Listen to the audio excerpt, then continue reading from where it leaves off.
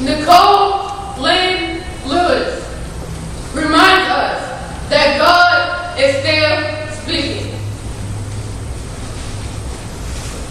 A poem entitled, "What Do You See?"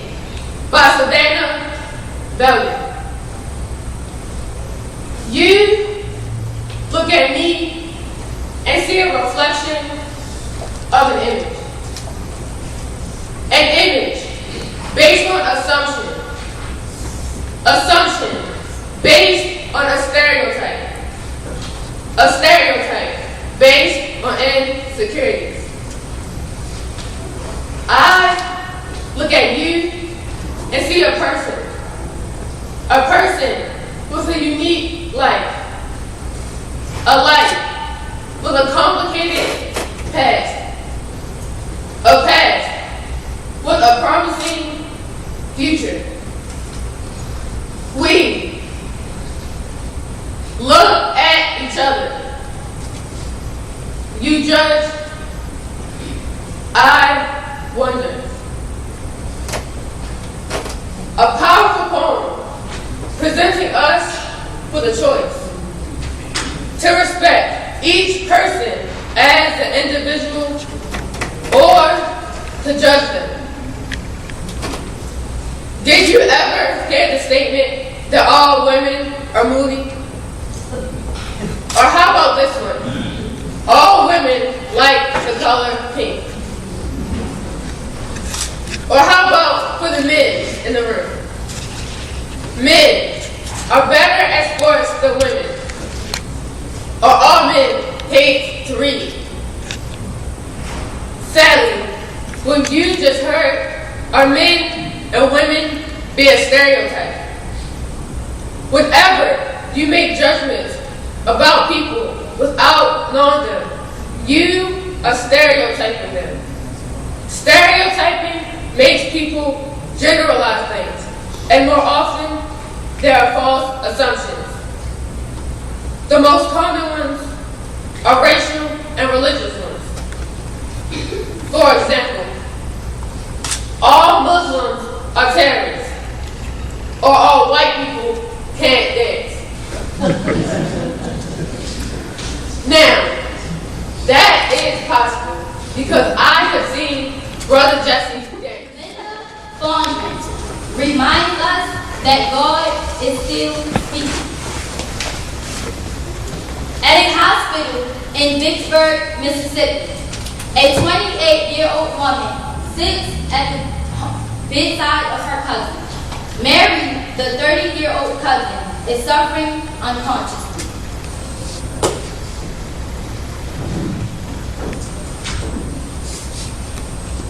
Mary,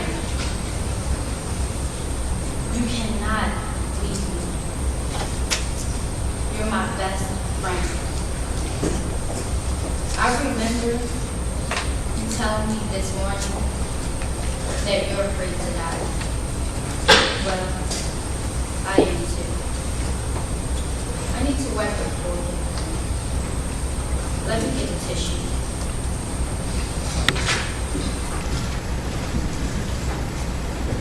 Mary, it's dark and rainy out there today, but I see the sunlight peeking through the clouds. So I think God is speaking to us. It's a sign of hope.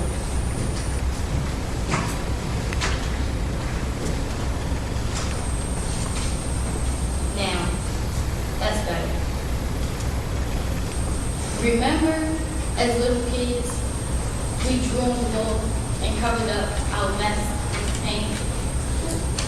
Or the time we threw gel window stickers on the ceiling and they left the stain. Ooh, or the time we colored the entire brick wall with chalk. They were some treasured memories we had. But I want more with you, Mary.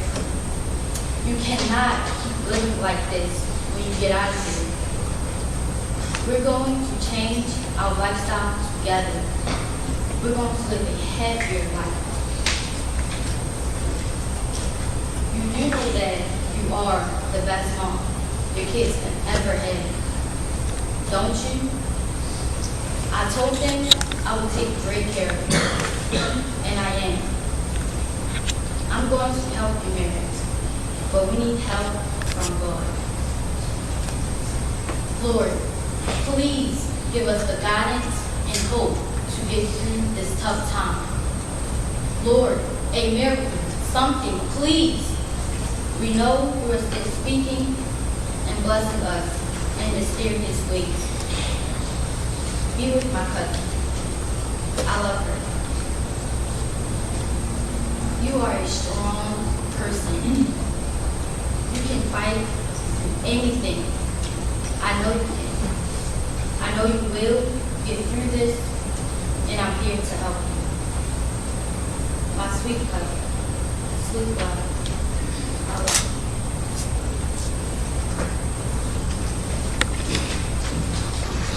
you. You just met a deeply distraught woman who sits at the bedside of her cousin, Mary, whose medical condition is very serious.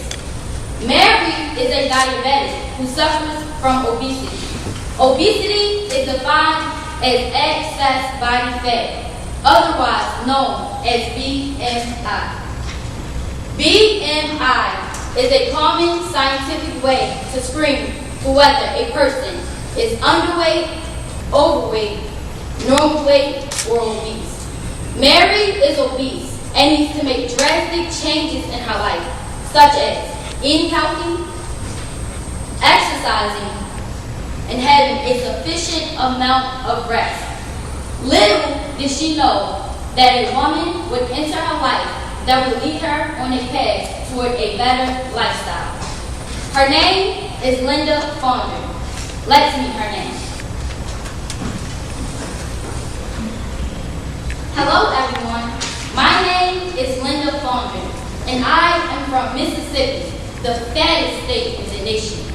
34.4% of Mississippi's adults are obese, meaning they have a body mass index of 30 or more. I wanted to move my state from the fattest to the fittest. For the last 4 years, I have led my hometown of Vicksburg in its battle with the bulge. Being the fattest state is not a good title to hold. I felt that people needed to be challenged. I remembered how my own sister had been too embarrassed to exercise in a gym with men. She died of heart failure a few years ago. In honor of my sister's memory, I knew I had to do more. God was speaking to me, and I found a solution. I opened an all-female workout facility called Shape Up Sisters. The gym was a success, and it now has more than 600 members. I then realized I needed to expand my reach if I wanted to slim down my community. In Vicksburg, being overweight is so commonplace, it is often considered a norm. Most people do not even know that they have a weight problem because we live in an environment where everyone almost looks the same. People in my state wanted to make changes. They just needed some help. So I then kicked off Shape Up Vicksburg. The initiative challenged residents to lose weight while giving them the tools they need in order to reach their goal. I held free fitness and nutrition classes across the city and convinced many of the city's restaurants to add healthy items to their menus. Well, I have a Zumba class to go teach. Gotta run. It was so nice talking to you, and remember to stay fit. Bye now.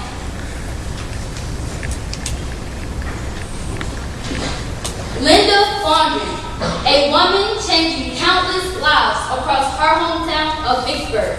And her message is one that all of us here in this room need to embrace. 30 years ago, most people led lives that kept them at a healthy weight. Kids walked to and from school every day, participated in gym class, ran around at recess, and played for hours after school before dinner. Meals were home cooked, with reasonable portion sizes, and there was always a vegetable on the plate. Today, children experience a very different lifestyle. Walks to and from school have been replaced with car and bus rides. After-school sports have been cut, and afternoons are now spent with TV, video games, and the internet. Parents are now busier than ever, and families eat fewer home-cooked meals. Snacking between meals is now commonplace. In total, we are now eating 31% more calories than we were 40 years ago. The average American now eats 15 pounds of sugar a year. 15 pounds. So, MSA students and all the adults here, please support anyone you know who struggles with their weight. We need to be aware of what we are eating, and we need to exercise. Remember Mary? Well, she got out of that hospital, and her life changed after meeting Linda. She now takes 3 fitness classes a week, and she's on a nutrition plan. Mary always took care of her children, and now Mary is taking care of Mary. She lost 50 pounds, and she is beyond happy and living again. An important message for all of us here in this room. God is indeed speaking to us. Be healthy and live. I dedicate my words this morning to you. To someone I love there. Thank you. That God is still speaking. Hello, my name is Muhammad, and I'm 13. It is so nice to be on this soccer field, just running across it, kicking the ball into the goal. It is also fun. I feel free when we are all on this vast playing field. We are all one whole community. It does not matter what you look like or how smart you are. You just play, nothing more. Although sometimes it is hard for me being away from home. I did not feel stupid there, unlike how I feel stupid here. I do not miss the troubles, though you see, back at home, there was often no food. There was violence from thieves breaking into people's homes, the stealing of people's belongings surrounding me. Pure, utter poverty. In America, overall, I am blessed. You see, I am a refugee from Malaysia, living here in the United States. It has been a year since I've arrived. Being in America is like winning the lottery. There are things that I love, and as you heard, things that I struggle with. I don't know what I would do without Luma. You see, she really understands me. She understands us. This is where we play our soccer games with an actual soccer ball, not just one with some rolled up trash bags. Here on this field is where I'm happy, but it's off the field,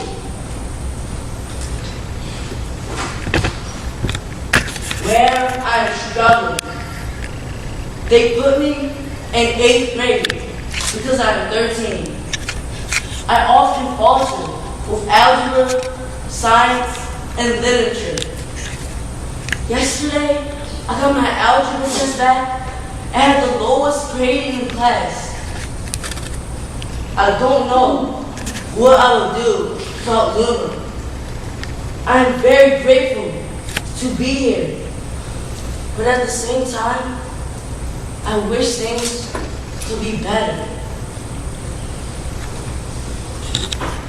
I wish I could be more successful in school. Right now, I am far from it.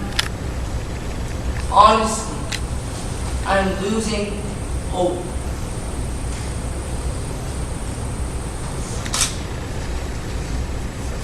You have just met Muhammad, a refugee from Malaysia, living here in the United States. As you can see, he is struggling. Remember when he said that being in America is like winning the lottery? Well, in many ways, this may be the case, but there are still many challenges. There are language barriers, discrimination, and difficulty in school. A woman named Luma Mefla understood this. Let me tell you her story.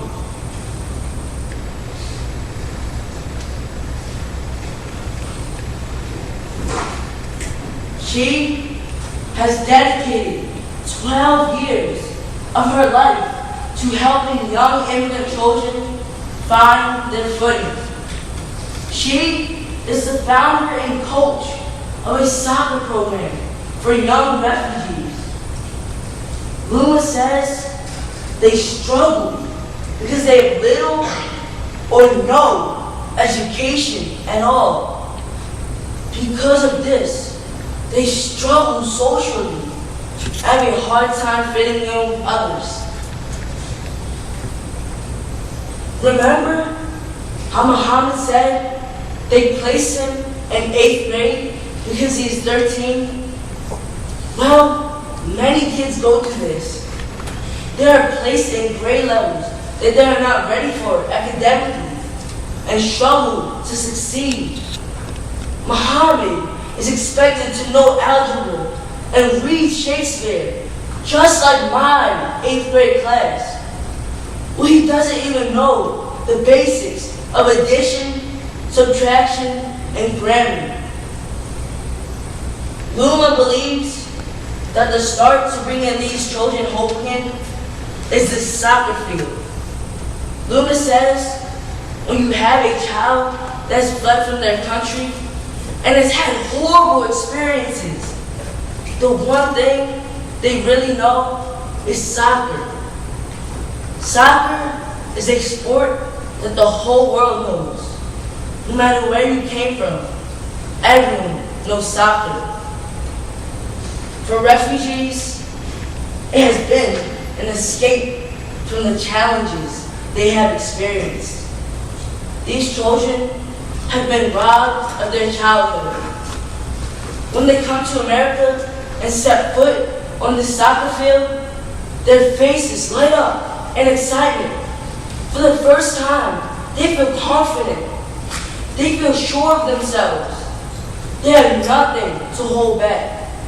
They are all one, in unison. Luma's next goal is to bring that confidence and happiness in school. So she opened Fuji's Academy, a school that helps young refugee children find their way in America. Luma keenly understood that the unique thing about America is that everyone comes from a different part of the world. Everyone comes here for a better life. Sadly, sometimes people distance themselves because they think that there's something wrong with the refugees, that they're dangerous. People operate out of fear and ignorance.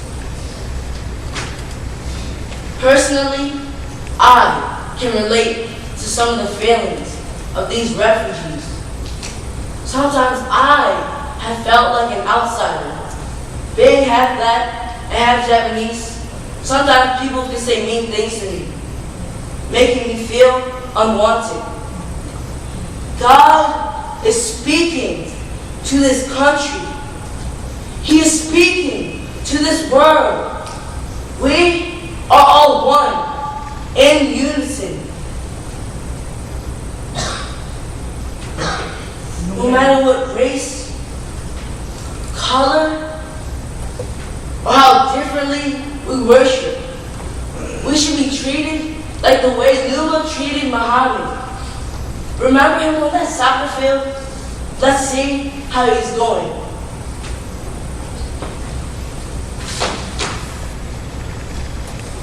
How are you all doing? The last time you saw me, I was struggling. I was struggling in school. I was failing algebra and other subjects. Well, that was the old me. Now, I feel like a new person. I attend Felice's Academy and I'm doing much better. My grades have improved and I'm surrounded by people who understand me. And best of all, I'm happy. I continue to play soccer and I have made many new friends. Before, I did not feel that I belonged. But Luma has taught me that I do. No matter what race, color, or how I worship, I belong no matter what. Thank you. Marquise Taylor reminds us that God is still speaking.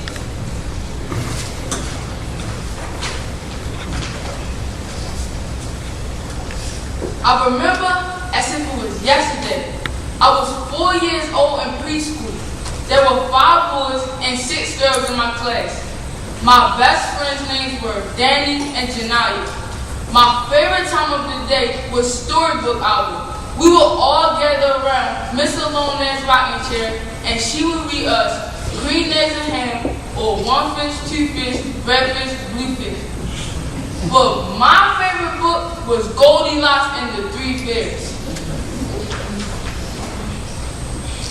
And as I got older, I always wondered, why were there 3 bears?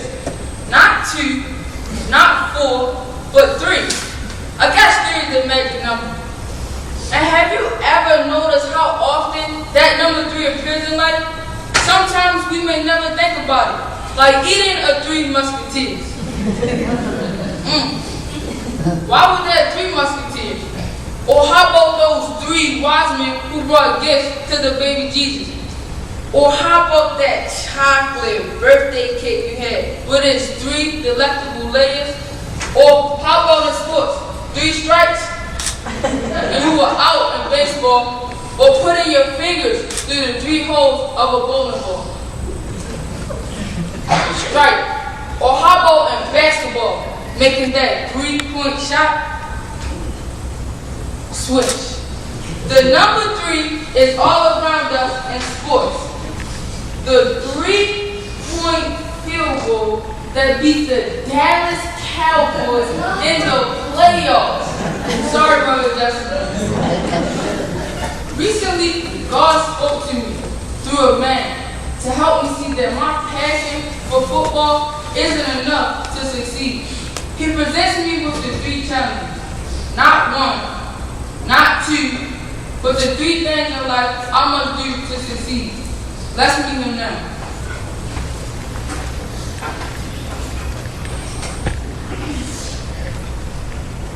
Hello everyone, my name is Marquise Taylor, and I use basketball to help children realize their potential.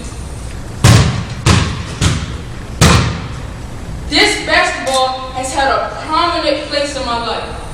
As I was growing up, my mother used to lock me out of the house until I hit 250 shots. 250! 248. 249. 250. Yes, finally.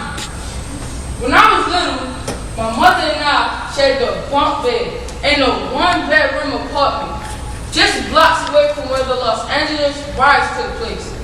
We were poor. Yes, we were broke. I was lost and alone. But the basketball court was a place that allowed me to escape. It helped me go to college and get a successful career in finance. So did I benefit from the sports world? Absolutely. I was good enough to go to a private school and get financial aid. And I made it to college because my mom did not sacrifice the extra curriculum. My mom carted me around to all of these different places to help me get that experience. We sacrificed in other ways too. Sometimes we did not have groceries. Sometimes clothes were too small and shoes did not fit. But the one thing my mom always used to talk to me about was having access and opportunity. Then one day, God spoke to me at the bank. I knew other kids did not have a parent like my mom, so I started a program called Coaching for Change. And I put together 3 groups. 1, 2, 3. I recruit college students. 1. To mentor high school students. 2. Together, they then coach middle school basketball. 3. These kids have a chance to see what their future could look like. They get to talk to a college student, something they've never done before. And suddenly, that future becomes more attainable. The middle school and high school students receive tutoring, and 6 times a year, I take them to the Boston area college campuses. We told the kids, in order to be successful, you must follow the triple threat. Yes, 1, being an athlete. 2, getting your education. And 3, being a leader in your community. Well, it was nice being here with you today. Pray for me. See you later. Hearing Marquise's story inspired me personally. I truly love football, but that is not enough. I need to get an education and focus. You cannot be on academic probation. Trust me, because I have been on it before. Yes, my academic success was a challenge for me, but I will prevail. And to be successful, you must surround yourself with successful people. And what about the rest of you young men? Walking around saying, I'm going to be in the NBA, I'm going to be in the NFL. Meanwhile, your grades are bad, you're misbehaving in class, you're getting detention, and you're getting emails sent home from your teachers. Are you serious? Having your dream is tremendous, but it does not just magically happen. We must embrace Marquise Taylor's triple threat. Yes, 1, I am an athlete. 2, I strive for academic excellence. And 3, I am a leader for God and others. 1, 2, 3. Thank you. Reminds us that God is still speaking.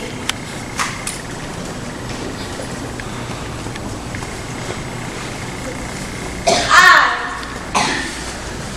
am here, walking home, and everything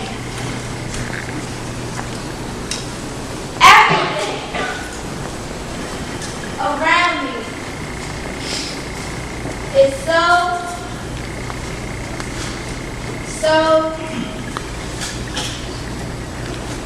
devastating.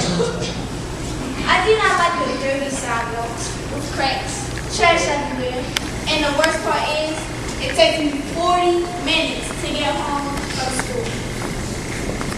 I travel a different decimal route every single day to stay safe. Today, I happened to pass a boarded up building here on the corners of Monroe Avenue and Prairie Boulevard. It is slowly falling down. The windows are broken, the bricks are decaying, and there's graffiti on the front door that says, "This place is heaven." And I know firsthand that they are telling the truth. I wonder how broken down and damaged a building has to be for the government to send new workers to come and construct a new building. As I turn the corner, I see more condemned buildings. Hey look, there goes the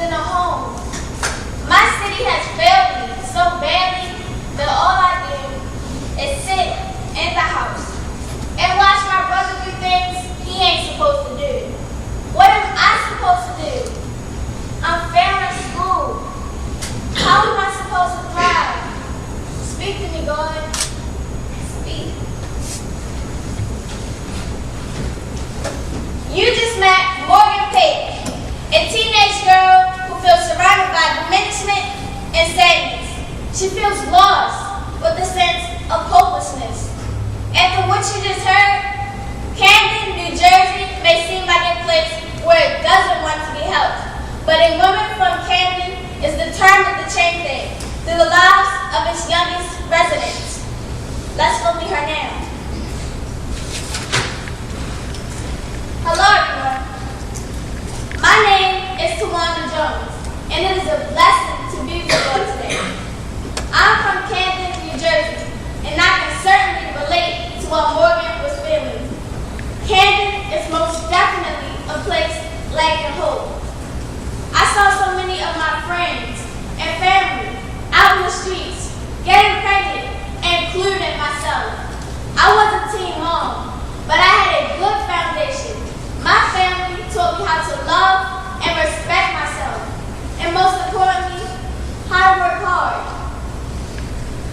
I saw that a lot of girls didn't have any of that, and I felt the need to change that. Camden is horrible, but it can get better. The kids did not ask to be born in a dangerous city with no hope. And then God spoke to me. I thought to myself, what these kids need is a strong role model displaying joy and the proper discipline. So, I decided to start a dance team called the Camden Sophisticated Sisters to persuade girls to stay off of the streets and have something to do on their spare time. To be on my drill team, you have to maintain a C average or above. 805 of my drill team members have gone on to college or technical schools. To keep my kids busy, I make sure that they obtain 200 hours of community service a year. I make them write essays on how to improve their neighborhoods. My city, Camden, is definitely on the rise. You just met Tawanda Jones, a woman who dedicates her life to teaching the kids of Camden that hard work and dedication pays off. Remember Morgan? She is now taking part in the Camden Sophisticated Sisters as the director, as the captain. Let's go see how she's doing.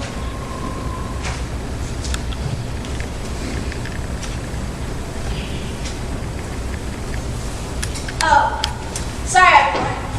I was just getting prepared for practice. That starts in a few minutes. A lot has changed since you last saw me. I was failing school and on the wrong path. Now, I am attaining an 85% or higher in school, and I'm keeping my attitude in check. Camden Sophisticated Sisters has taught me a lot. I have learned discipline from them. Now, when I take Monroe Avenue, I see the same damaged buildings, the same broken down warehouse, with fallen windows, decaying bricks, and graffiti. But I see it all in a new way.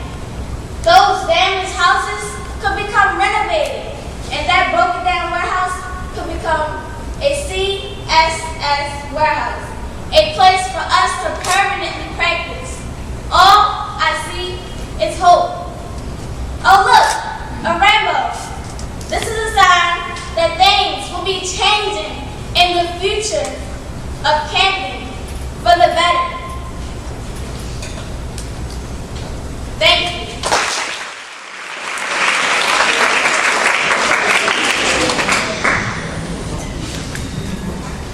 Jesse Webster reminds us that God is still speaking.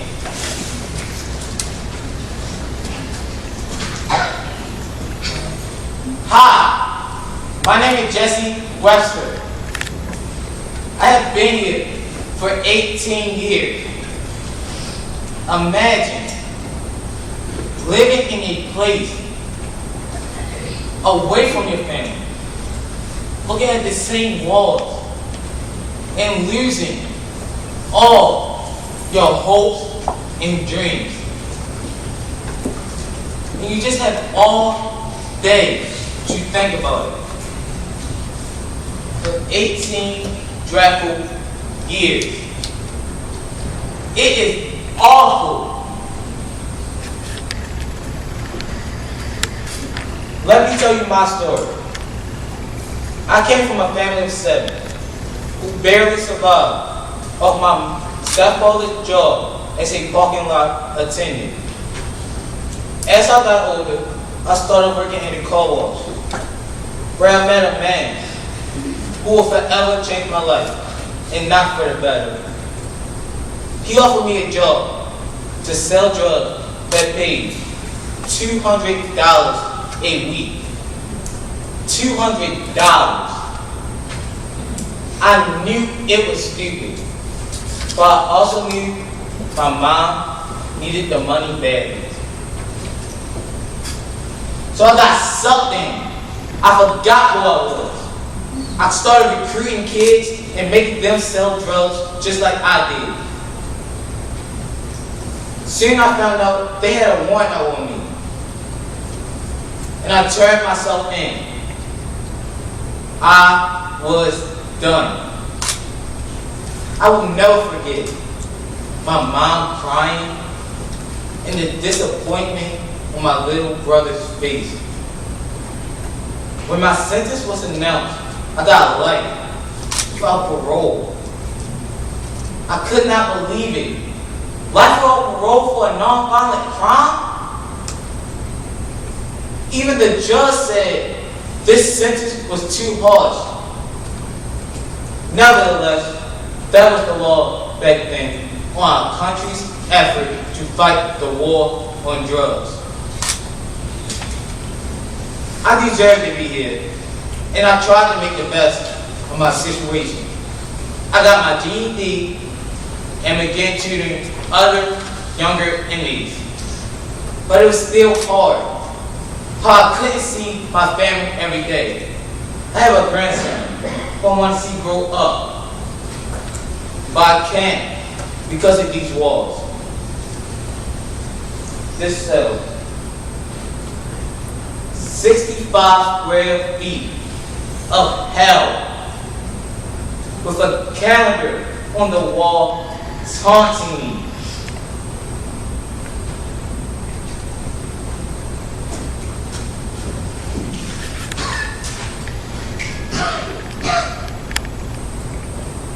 Well, my letter is done. I just have to mail it. He is my last hope. My last hope. Will President Obama give me the clemency that I dreamt of? Let me read you the ending. I have acknowledged my criminal past. I have expressed remorse. I have served 18 years of the worst sentence short of execution. Life without parole. Please, President Obama, speak to me. Please, God, speak to him. Please, oh please, give me a second chance.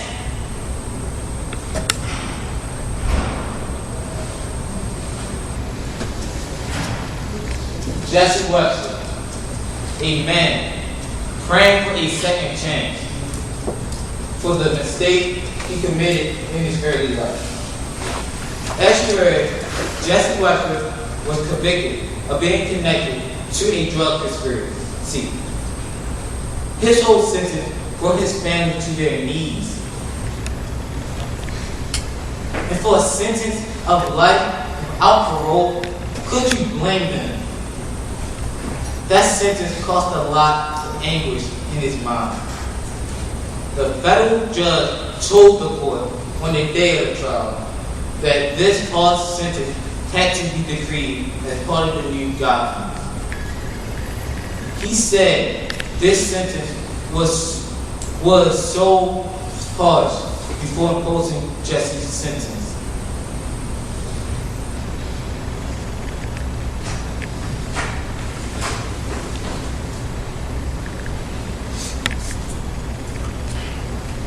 So in 2013, Jesse filed a petition to commute his sentence. His goal was achieved on March 30, 2016, when President Obama finally commuted Jesse's sentence. To commute a sentence means to shorten it because you grant clemency for that person. And to grant clemency means to show mercy. President Obama showed Jesse mercy. Mercy can simply be defined as choosing not to ignore someone when it's in your power to do so. President Obama didn't ignore Jesse. He knew Jesse was convicted unjustly. Jesse Webster was convicted of a drug conspiracy, and he was finally shown mercy.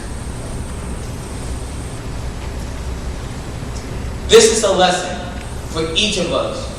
Do we choose to show mercy to people in our lives? Do we choose to ignore someone in our life? Or have you neglected to show love to someone? Or have you neglected to show compassion to someone? Or have you neglected to show forgiveness to someone? If so, ask God to speak to your heart. Show mercy to people in your life.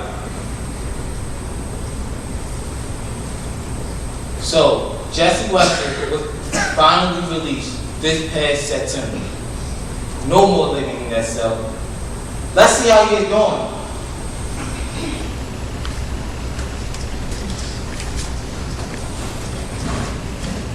I was poised to take a typing test, but when just before I began typing, I heard my name over the intercom.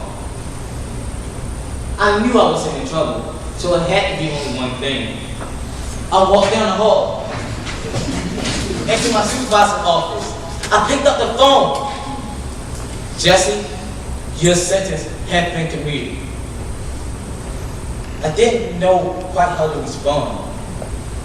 I've been dreaming of this day for so long, and now it was a reality.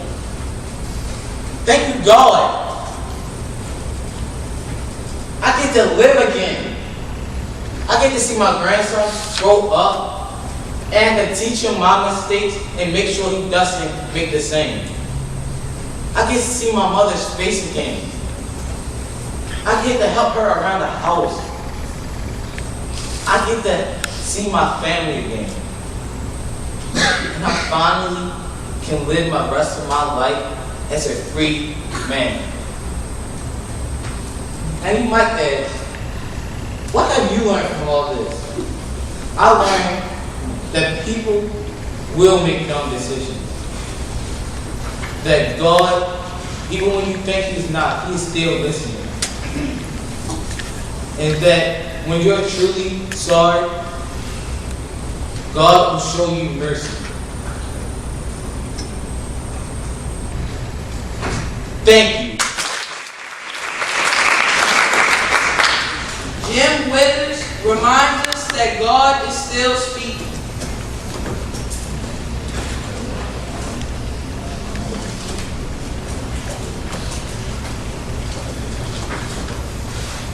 Hi, my name is Travis Smith. My age, well, when you've been locked up for almost 10 years like me, you seem to forget a lot of things. You see, I used to be a computer engineer for 7 years. I remember coming home from school and seeing my dad work with computers, and I knew that was my dream job. I remember when I was a decent man. I had everything I could ever ask for. A home, a wife, and 2 great kids.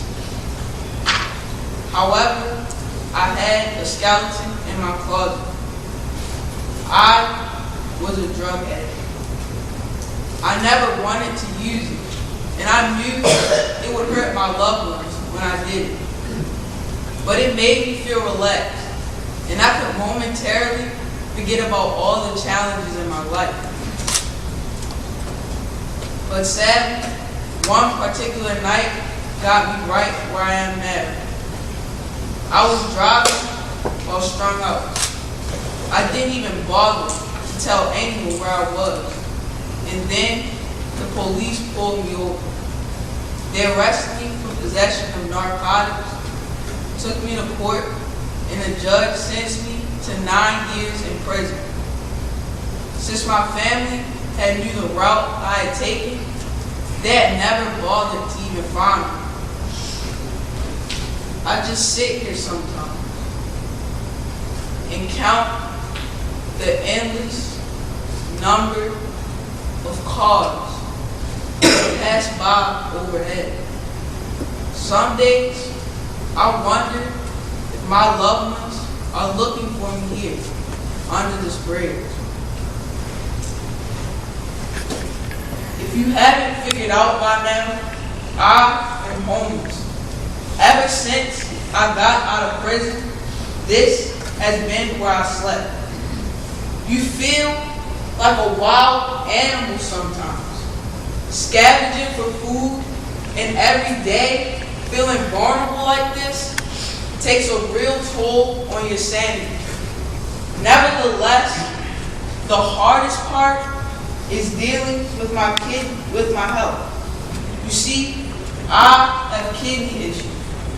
The agonizing back pain and fatigue is so hard to deal with.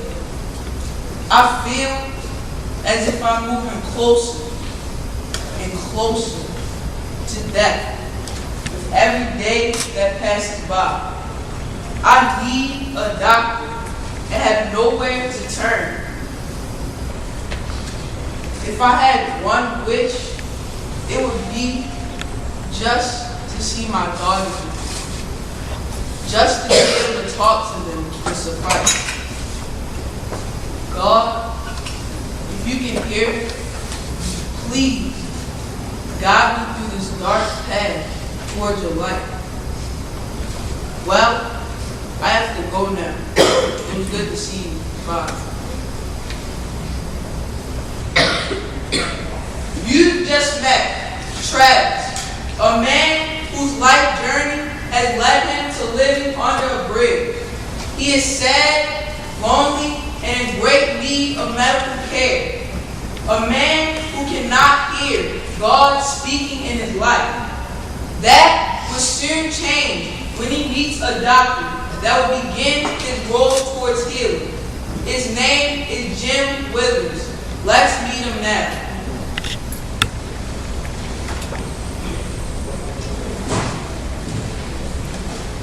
Hi, my name is Jim Withers, and I guess you could say that I'm not your typical doctor.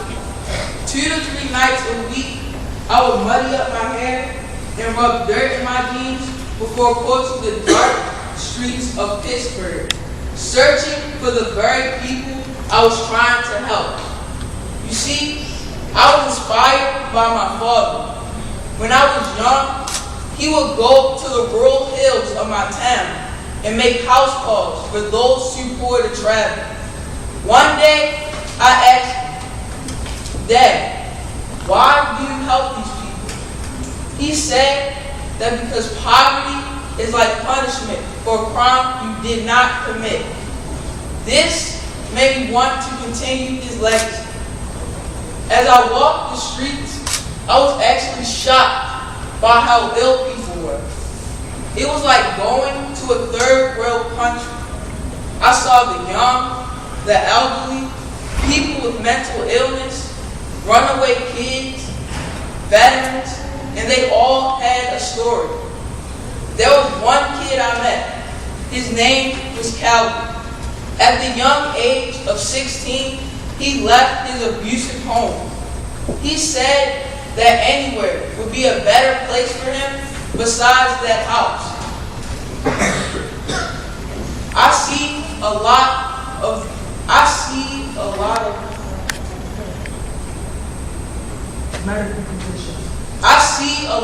medical conditions related to the weather, resulting in the difficulty of sleeping on the streets. Things like frostbite and hypothermia. I also encountered people with high blood pressure, diabetes, coughs, and colds. This is where my students get on the job training. The street classroom really ignites the passion of these medical students. They feel like, yes, this is what it's all about, and they carry that forward. I think the lesson the homeless can teach us is finding the humanity and listening to people, listening to their stories. The street medicine movement is really changing lives. But before we help them, we have to make sure that they're okay with us, with our help. Almost all homeless are hostile towards new people. We sit with them, and they can express what's going on in their lives. We chat with them about how they're doing medically, things like insurance, medicines, or whether they have a personal doctor. It is about creating a meaningful connection based on trust. One of the persons I worked with recently, you met a few moments ago. He was very hesitant with me, but I was able to help Travis. Travis had some serious medical issues involving his kidneys, but now I think he's on the road towards healing. I'll let him tell you a story. It was good to chat with you.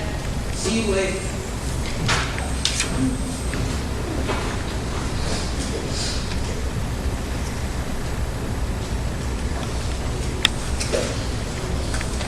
Hi, it's me again, Travis. Last time we met, my life was horrible. I was homeless and had nowhere to go, no family to look to. But now, I feel like things are finally going my way. With the help of Dr. Withers, I was able to get on dialysis, and now I feel like my prayers have finally been answered. I'm on that machine 4 hours a day and 3 days a week, but I feel that it's worth it. Jim also was able to help me reach my children. I was able to talk to my 2 daughters, Brianna and Melissa, last night on the phone. Now I have a new beginning, one where I do the right thing. Thank you, Dr. Williams. You are truly a saint, reminding me that God is always speaking. Thank you. Hey Zone, Artisaba reminds us that God is still speaking.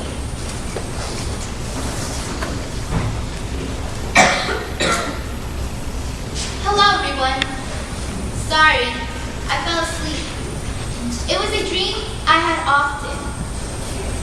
I was playing soccer with my friends on a tropical blue sky day. I was running, feeling the grass through my shoes. I kicked the ball, scored! I scored a goal. I ran, and my teammates were screaming and jumping. Then I woke up, and I am here again. My name is Maria, and I am 10 years old. I have spent the past 10 years of my life in this unpleasant bed, morning, noon, and night. You see, I have cerebral palsy. I had a brain injury at birth. Cerebral palsy affects my body movement, muscle control, and muscle coordination. The doctors told my mom I would be nothing. So I sit here day after day, stare at walls. I get so bored. Not many friends. I pray a lot though. I say, God, can you speak to me? Dios, ¿estás hablando? Tell me how this will ever get better. Dígame cómo esto va a mejorar. When will I feel joy? ¿Cuándo voy a sentir felicidad? And not be in this bed all my life. Y no estar en esta cama todo mi vida. I hate it. I just hate it. Yo lo odio tanto. When will I be able to just simply get up, walk across this room, out and down those steps, and see the world? ¿Cuándo puedo lograr mis sueños y caminar en este cuerpo, abajo las escaleras y explorar el mundo? Being in this bed is so tedious, doing the same thing repeatedly instead of playing outside with my friends and family, feeling alive. Quedando en esta cama es tan terrible, haciendo la misma cosa todos los días, desde ir a jugar con mis amigos y familia, sintiendo viva. God, are you still speaking? Dios, ¿estás hablando?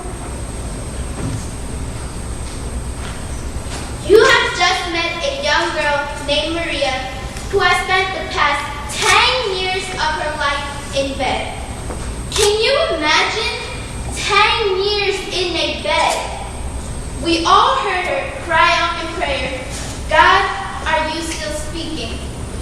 Soon she will find out that yes, God will speak to her through a man named Jason Artisabal. Let me tell you his story.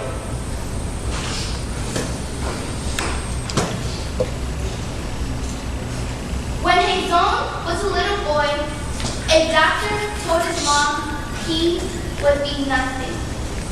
He had cerebral palsy, just like Maria. She did not listen. She said that God was not speaking through that doctor.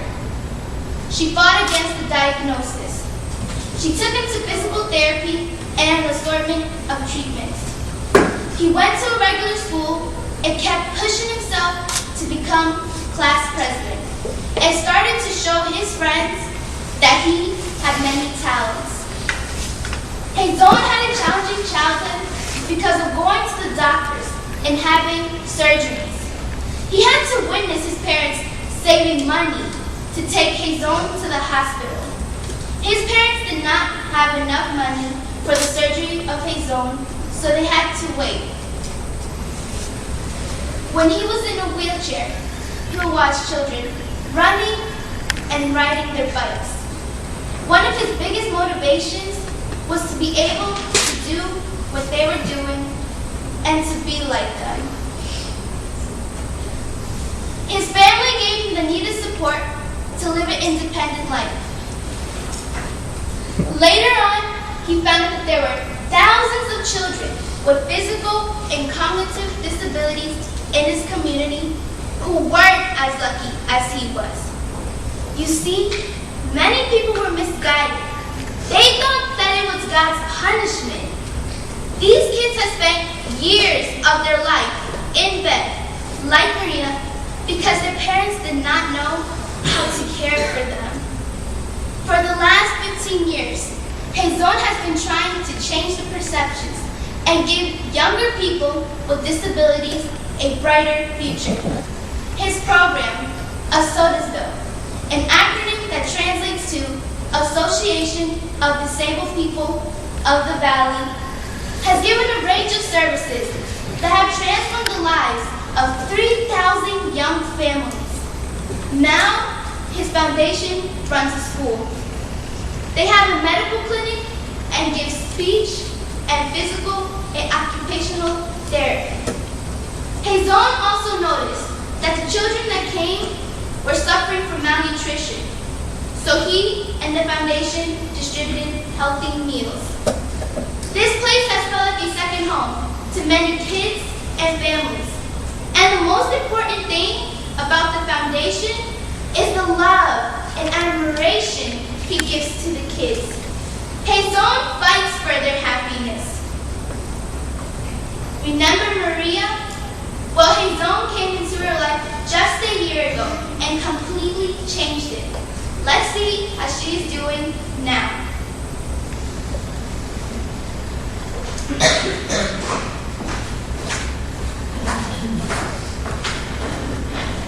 Hello again. The last time you saw me, I asked God to speak to my heart. My prayers were answered. Last year, I met Hazon Artisaba. When he walked through that door, I expected him to feel sorry for me. That did not happen. He pushed me, literally pushed me out of that bed. He said, "Maria, your life is about to begin today.